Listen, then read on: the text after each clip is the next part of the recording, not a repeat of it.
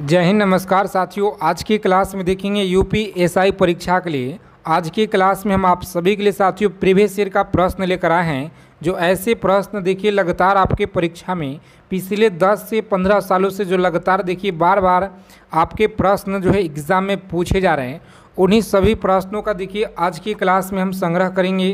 तो यह क्लास आपके एग्ज़ाम के लिए रामबाण है साथियों।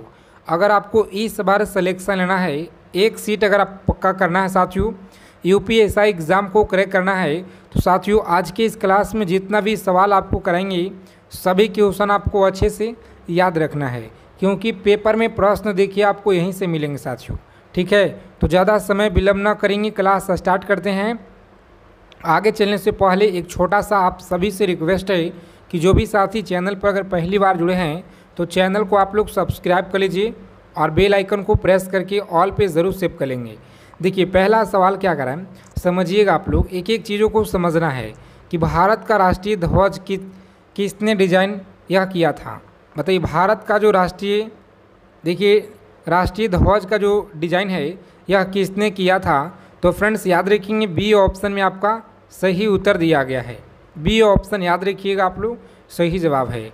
आगे देखेंगे दूसरा नंबर सवाल क्या करा है कि पंचशील समझौता भारत और किस देश के बीच हुआ था। पंचशील समझौता भारत और किस देश के बीच हुआ था। तो यह देखिए चीन के बीच हुआ था, भारत और चीन। देखिए यहाँ पर बी में आप लोगों का सही उत्तर दिया गया है, तो बी ऑप्शन याद रखेंगे। आगे देखेंगे झांसी की रानी लक्ष्मीबाई की किस संग्राम में शहीद हुई। झांसी की रानी लक्ष्मीबाई की संग्राम में यह शहीद हुई। तो देखिए 1857 में आपको याद रखना है। 1857 देखिए ए में आपका साथियों सही उत्तर दिया गया है। और उसके बाद देखेंगे अगला प्रश्न क्या करा है कि भारत में जो पहला समाचार पत्र यह कौन था। भारत में पहला समाचार पत्र आपको याद रखना है, यह कौन था। तो द बंगाल गजट आपको याद रखना है। कौन था, तो द बंगाल गजट। देखिए सी ऑप्शन में आपका यह दिया गया है राइट आंसर। उसके बाद देखेंगे साथियों 5 नंबर सवाल क्या करा है, चलिए समझेंगे आप लोग यहाँ पे कि गांधी इरविन समझौता कब हुआ था। देखिए एक एक सवाल आपको याद रखना है, ठीक है। सभी सवाल आपके परीक्षा के लिए बहुत इंपॉर्टेंट है। और इससे पीछे वाले जो क्लास हम आपको दिए हैं मात्र देखिए 30 मिनट का क्लास होगा, जिससे आप लोग पूरा कर लीजिएगा, क्योंकि वह भी क्लास आपके एग्ज़ाम के लिए बहुत इंपॉर्टेंट है। ठीक है, सभी क्वेश्चन आपके हम सेलेक्टेड प्रश्न लेकर आ रहे हैं एग्ज़ाम की दृष्टि से। तो देखिए आप सभी एक एक चीज़ों को यहाँ पर याद रखेंगे। गांधी इरविन समझौता कब हुआ था, तो 1931 में हुआ है, याद रखिएगा। और उसके बाद देखेंगे ताशकंद समझौता किस युद्ध के बाद हुआ था। ताशकंद देखिए जो समझौता है याद रखेंगे 1965 में। देखिए यहाँ पर 1965 में साथियों सही उत्तर दिया गया है, याद रखिएगा। और देखिए चंद्रगुप्त मौर्य का जो गुरु है यह कौन था। चंद्रगुप्त मौर्य का गुरु आपको याद रखना है चाणक्य। देखिए बी में आपका दिया गया, कौन सा, तो बी ऑप्शन फ्रेंड्स याद रखिएगा, यहाँ पे सही उत्तर है। उसके बाद देखेंगे 8 नंबर सवाल क्या करा है कि नोबेल पुरस्कार प्राप्त करने वाले पहले भारतीय कौन थे। नोबेल पुरस्कार प्राप्त करने वाले पहले भारतीय आपको याद रखना है रविन्द्रनाथ टैगोर थे। कौन थे जी, तो रविन्द्रनाथ टैगोर। देखिए आपका बी ऑप्शन में फ्रेंड्स दिया गया है। ठीक है, कम समय में जितना हो सके अच्छा रिवीजन आपको हम कराएंगे डेली। तो डेली आप लोग क्लास में हमारे साथ जुड़िए, एक एक चीज़ों को आप लोग समझिएगा और अच्छे से आप लोग याद रखेंगे। भारतीय संविधान में कितने आर्टिकल हैं, तो यहाँ पर देखेंगे 395 आर्टिकल हैं। कहाँ पे, ए ऑप्शन में साथियों यह सही उत्तर आपका दिया गया है। तो ए ऑप्शन को लॉक करेंगे परीक्षा में और आगे बढ़ेंगे। चलिए देखेंगे नेक्स्ट क्वेश्चन क्या कराएं, सभी को याद रखना है यहाँ पर। ठीक है, साइमन कमीशन कब भारत में आया था। साइमन कमीशन बताइएगा, तो यह कब देखिए भारत में आया साथियों, तो 1928 में देखिएगा तो साइमन कमीशन भारत आया था, सभी को याद रखना है। ठीक है, उसके बाद देखेंगे यहाँ पे अगला प्रश्न क्या करा है, समझिएगा पुलकेशिन द्वितीय किस वंश का शासक था। चलिए आंसर करेंगे आप लोग, पुलकेशिन द्वितीय किस वंश का शासक था। तो साथियों चालुक्य वंश के शासक आपको याद रखना है। देखेंगे यहाँ पे तो बी ऑप्शन में आपका सही उत्तर दिया गया है। उसके बाद देखिएगा 12 नंबर सवाल क्या करा है, सुभाष चंद्र बोस ने फॉरवर्ड ब्लॉक की जो स्थापना है यह कब किए थे। सुभाष चंद्र बोस ने फॉरवर्ड ब्लॉक की जो स्थापना है, याद रखेंगे साथियों 1900 देखिएगा तो 1939 में देखिए इन्होंने किए हुए थे। याद रखेंगे बी ऑप्शन आपका यह सही जवाब है। और आगे देखिए अगला प्रश्न क्या करा है, सभी को याद रखना है, ठीक है। भारतीय संसद के दोनों सदनों की जो संयुक्त बैठक की अध्यक्षता बताइएगा कौन बुलाता है, बताएंगे दोनों सदनों की जो अध्यक्षता यह कौन बुलाता है, तो लोकसभा के अध्यक्ष बुलाते हैं। देखिए फ्रेंड्स सी ऑप्शन में आपका यह सही जवाब दिया गया है, तो सी ऑप्शन परीक्षा में लॉक करेंगे आप लोग और नेक्स्ट आगे बढ़ेंगे। और आगे चलने से पहले देखिए अगर आप लोग अभी तक ब्रह्मास्त्र पीडीएफ नहीं लिए हैं तो साथियों यह ऑफ़र बहुत कम समय के लिए है। यूपी एसआई और यूपी कांस्टेबल के लिए आप लोगों का जो है ब्रह्मास्त्र सीरीज का पीडीएफ दिया जा रहा है। अगर आपको इस बार यूपी दरोगा एग्ज़ाम को क्रैक करना है साथियों तो मात्र देखिए 99 आप सभी के लिए कुछ भी नहीं है, ठीक है। अगर आपको इस बार सिलेक्शन लेना है तो यहाँ पर देखिएगा पीडीएफ आपको मिलेगा साथियों, इस नंबर पे कांटेक्ट करना है। तो देखिए ब्रह्मास्त्र सीरीज का यह पीडीएफ है जिसमें आपको रीजनिंग का पूरा देंगे प्रश्न, ठीक है। अलग से आपको हिंदी देंगे, जीके जीएस हो गया आपको पूरा मिलेगा, ठीक है। जिसमें आपका history, polity, geography, economics, physics, chemistry, यहाँ पर देखिए जितना भी आपका दिया गया है सभी के सभी आपको मिलेंगे, ठीक है। करंट अफेयर्स, और देखिए ऑफ़र बहुत कम समय के लिए है। ध्यान दीजिएगा इस नंबर पर आपको व्हाट्सएप मैसेज करना है, कॉल नहीं करना, आपको व्हाट्सएप मैसेज करना है, ठीक है। और देखिए 99 का आपको जो है पेमेंट कर देना है। उसके बाद हमारे टीम के द्वारा आपको तुरंत जो है साथियों व्हाट्सएप कर दिया जाएगा पीडीएफ पूरा का पूरा, ठीक है। आगे देखेंगे यहाँ पे चाहे आप एसआई के लिए लीजिए चाहे कांस्टेबल के लिए लीजिए, मात्र 99 आपको लगेंगे। और देखिए यह पीडीएफ आप सभी के पास यह पीडीएफ होना चाहिए, इसीलिए मात्र देखिए प्राइस बहुत कम रखा गया है। ऐसे तो यह पीडीएफ का प्राइस देखिए 599 है जी, लेकिन आप सभी को लिए यहाँ पर देखिएगा तो हम चाहते हैं कि जितने अभ्यर्थी इस बार फॉर्म भरे हैं सभी के पास यह पीडीएफ हो जाए। एग्ज़ाम में जब आप लोग जाइएगा तो इस पीडीएफ से प्रश्न आपके भर के मिलेंगे, ठीक है। मात्र देखिए साथियों 99 में आपको मिल रहे हैं। इसमें आपका प्रीवियस ईयर पूरा अच्छे से इंक्लूड किया गया है। आगे देखिए फतेहपुर सीकरी का जो निर्माण है यह किसने करवाया था, तो यहाँ पर याद रखेंगे अकबर के द्वारा, ठीक है। अकबर के द्वारा आपको याद रखना है, सही जवाब दिया गया है कौन सा, अकबर। देखिएगा तो यहाँ पे बी में दिया गया है जी। उसके बाद देखेंगे स्वदेशी आंदोलन कब शुरू हुआ, स्वदेशी आंदोलन याद रखेंगे 1905 में देखिएगा साथियों यहाँ पर तो यह शुरू हुआ था। आगे देखेंगे अगला प्रश्न क्या कराएं कि भारतीय राष्ट्रीय कांग्रेस की जो स्थापना है यह कब हुआ था। भारतीय राष्ट्रीय कांग्रेस की स्थापना 1800 देखिएगा तो 85 में हुआ है साथियों, यह सही जवाब दिया गया है कौन सा, तो बी ऑप्शन में देखिए यहाँ पर सही उत्तर आपका दिया गया है, ठीक है। आगे देखेंगे अगला प्रश्न क्या कराए, सभी को याद रखना है। देखिए यहाँ पर देखिए गिरि पर्वत कहाँ स्थित है, तो गिरि पर्वत आपको याद रखना है हिमाचल प्रदेश में। कहाँ पे, हिमाचल प्रदेश देखिए आपका दिया गया साथियों, ऑप्शन नंबर बी में आपका दिया गया है सही जवाब, तो बी ऑप्शन लॉक कीजिएगा। आगे बढ़ेंगे राष्ट्रीय मानवाधिकार आयोग की जो स्थापना है यह देखिएगा तो 1993 में हुआ है। उसके बाद देखिएगा साथियों यहाँ पे 19 नंबर सवाल क्या कराएं कि द्रविड़ आंदोलन किस राज्य से संबंधित है, तो यह तमिलनाडु राज्य से है, सभी को याद रखना है, तमिलनाडु राज्य आपको याद रखना है। चलिए उसके बाद देखेंगे अगला प्रश्न यहाँ पे क्या करें साथियों, सभी को याद रखना है, एक एक चीज़ों को आपको एकदम अच्छे से कंठस्थ याद कर लीजिएगा आप लोग, ठीक है। विश्व का प्रथम कागजी मुद्रा जारी करने वाला यह कौन सा देश है, तो याद रखेंगे यहाँ पे सही उत्तर दिया गया है ऑप्शन नंबर बी में आपका कौन सा, तो बी ऑप्शन चीन आपको साथियों याद रखना है। आगे देखिए विश्व का प्राचीनतम धर्म जो अस्तित्व में है यह याद रखिएगा सनातन धर्म दिया गया कौन सा, तो सनातन आपका सी में दिया गया है। और आगे देखिएगा तो विश्व का प्रथम नगर जिस पे परमाणु बम गिराया गया वह देखिए हिरोशिमा है जी, जो कि सी ऑप्शन में आपका यह दिया गया है। और विश्व का प्रथम पुस्तक मुद्रित करने वाला देश कौन सा है, तो याद रखिएगा यह चीन देखिए आपका दिया गया कौन सा, तो चीन आपका डी ऑप्शन में फ्रेंड्स देखिए दिया गया है, सभी को यहाँ पे याद रखना है, ठीक है। आगे देखिए अगला प्रश्न क्या करा है कि विश्व का प्रथम देखिए महिला प्रधानमंत्री, तो याद रखेंगे यहाँ पे प्रथम देखिए आपको कमेंट करके बताना है और देखते हैं कितने लोगों का यहाँ पर सही उत्तर आता है। उसके बाद देखिएगा विश्व का सबसे बड़ा द्वीप समूह कौन सा है, देखिए द्वीप समूह के बारे में अगर बात की जाए यहाँ पे तो याद रखिएगा ए में आपका दिया गया कौन सा, तो ये इंडोनेशिया आपको याद रखना है साथियों, इंडोनेशिया आपका सही जवाब है। और विश्व का सबसे अधिक आबादी वाला शहर बताइए कौन सा है, विश्व का सबसे अधिक आबादी वाला शहर आपको याद रखना है यह कौन सा है। तो यहाँ पर देखेंगे तो ऑप्शन नंबर बी में आपका दिया गया कौन सा, टोक्यो देखिए आप सभी लोग याद रखिएगा।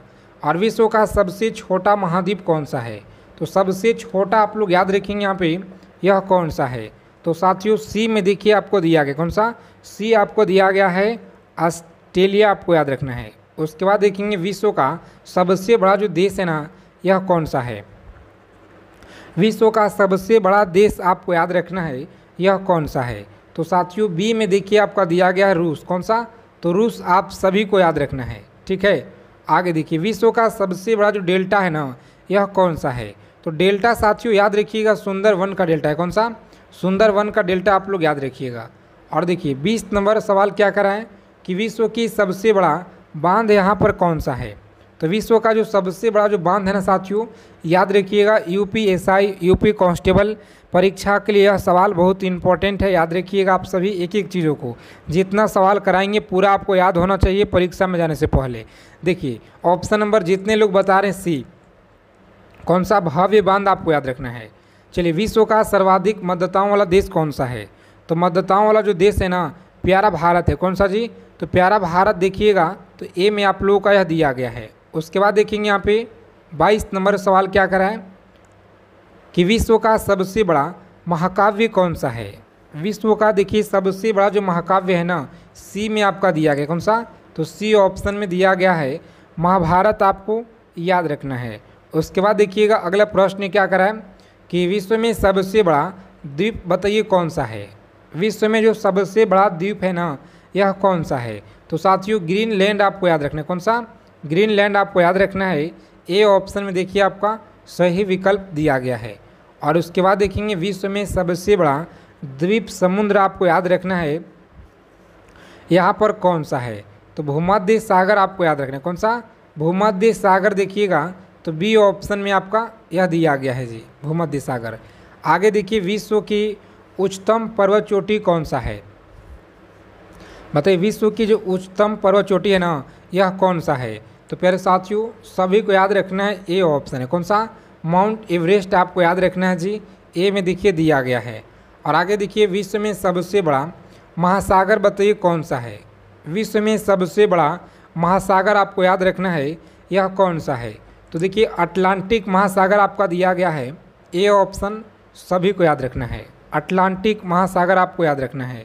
ठीक है, उसके बाद देखिएगा अगला प्रश्न क्या करा पे कि विश्व में सबसे अधिक वितरण वाला अंग्रेजी अखबार कौन सा है, विश्व में सबसे अधिक वितरण वाला अंग्रेजी अखबार कौन सा है, तो देखिएगा द टाइम्स ऑफ इंडिया आपको दिया गया है, द टाइम्स ऑफ इंडिया देखिए आपका सी में साथियों यह दिया गया है। और उसके बाद देखेंगे अगला प्रश्न क्या कराएं, सभी को याद रखना है कि विश्व में सबसे लंबा रेलवे प्लेटफॉर्म कहाँ पर है, तो विश्व में जो सबसे लंबा रेलवे प्लेटफॉर्म है ना कहाँ पर है जी, सभी को याद रखना है सी ऑप्शन में देखिए दिया गया, कौन सा, तो गोरखपुर में आप लोग याद रखिएगा यह सही जवाब है। चलिए आगे देखेंगे विश्व में सबसे बड़ा जनसंख्या वाला देश कौन सा है, तो जनसंख्या के मामले में देखिएगा तो आप सभी को यह कमेंट करके बताना है कि यह कौन सा है। आगे देखिए विश्व में सबसे लंबा नदी कौन सा है, तो विश्व में जो सबसे लंबा नदी है ना फ्रेंड्स याद रखिएगा यह देखिए गंगा देखिए यहाँ पर नील होगा, कौन सा, तो नील नदी आपको याद रखना है। ठीक है, और गंगा का देखिए पूरा विस्तार 2525 किलोमीटर है, यह 5 राज्यों से होकर के बहता है। आगे देखिएगा अगला प्रश्न है, सभी को याद रखना है कि विश्व का सबसे लंबा सुरंग कौन सा है, विश्व का सबसे लंबा जो सुरंग है ना याद रखिएगा यहाँ पे ऑप्शन नंबर सी में देखिए आपका दिया गया है नॉर्वे सुरंग, याद रखेंगे। ठीक है, और प्रजातीय पक्षपात के निराकरण के लिए अंतर्राष्ट्रीय दिन कब मनाया जाता है, प्रजातीय पक्षपात के निराकरण के लिए अंतर्राष्ट्रीय दिन देखिए कब मनाया जाता है, तो ए ऑप्शन में दिया गया है 21 मार्च आपको याद रखना है, 21 मार्च। विश्व खाद्य दिवस बताइएगा यह कब मनाया जाता है, तो विश्व खाद्य दिवस याद रखेंगे आप सभी, यह मनाया जाता है 16 अक्टूबर देखिए आपका डी में दिया गया है। ठीक है। उसके बाद देखेंगे यूनेस्को ने किस मंदिर को विश्व विरासत स्थल के रूप में घोषित किया है। तो साथियों सभी को याद रखना है, ऑप्शन नंबर बी में देखिए आपका दिया गया है।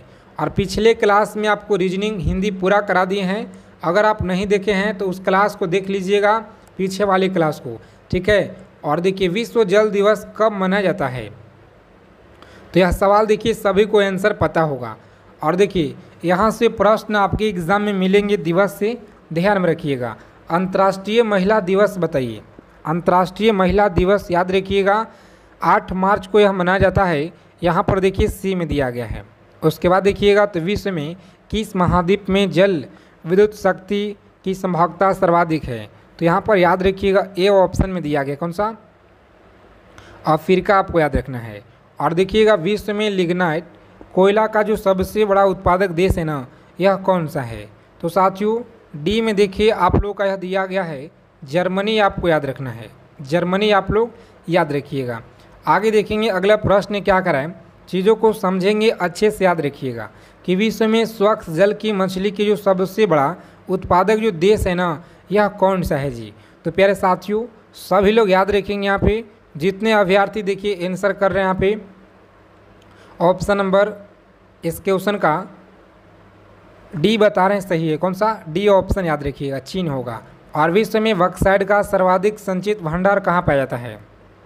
चलिए जी आंसर करेंगे आप लोग, संचित भंडार देखिए याद रखिएगा यह बी ऑप्शन में, कहाँ पर, तो देखिएगा यहाँ पर तो ऑस्ट्रेलिया में देखिए आपको याद रखना है, ठीक है। और विश्व का एक प्रमुख मत्स्य क्षेत्र डॉगर बैंक कहाँ पर है। चलिए आंसर करेंगे ए ऑप्शन में, उत्तरी सागर में आपको याद रखना है। अगला प्रश्न देखिएगा तो विश्व का बृहत्तम मत्स्य आहरण क्षेत्र कौन सा है। तो प्यारे साथियों ग्रैंड बैंक देखिए आपका ए में आपका यह दिया गया है। और देखिए अगर अभी तक सेशन को आप लाइक नहीं किए तो सेशन को आप लोग लाइक कर देंगे और चैनल को आप लोग सब्सक्राइब जरूर कर लीजिएगा, ठीक है। और इस वीडियो को आप लोग एक बार अपने व्हाट्सएप ग्रुप में जरूर शेयर कर देंगे, ठीक है। सभी साथियों से रिक्वेस्ट है अपने दोस्तों के पास ग्रुप में जरूर शेयर कर दीजिएगा। विश्व का सबसे बड़ा लौह उत्पादक देश कौन सा है। तो देखिए ए में आपका दिया गया है जंजीबार है, कौन सा, तो जंजीबार आपका देखिए दिया गया है। उसके बाद देखेंगे तो विश्व में मोटे अनाज का सबसे बड़ा जो उत्पादक देश है यह कौन सा है। तो उत्पादक देश देखिएगा सी में दिया गया, कौन सा, तो प्यारा भारत आपको याद रखना है, ठीक है। और विश्व में प्राकृतिक रबड़ का सबसे बड़ा जो उत्पादक है ना, यह कौन सा है जी। तो प्यारे साथियों सी ऑप्शन को लॉक करेंगे, थाईलैंड देखिए आप लोगों का यह दिया गया है, थाईलैंड। आगे देखिएगा अगला प्रश्न क्या कराएं कि विश्व में सिंथेटिक रबड़ का सबसे बड़ा जो उत्पादक है यह कौन सा है।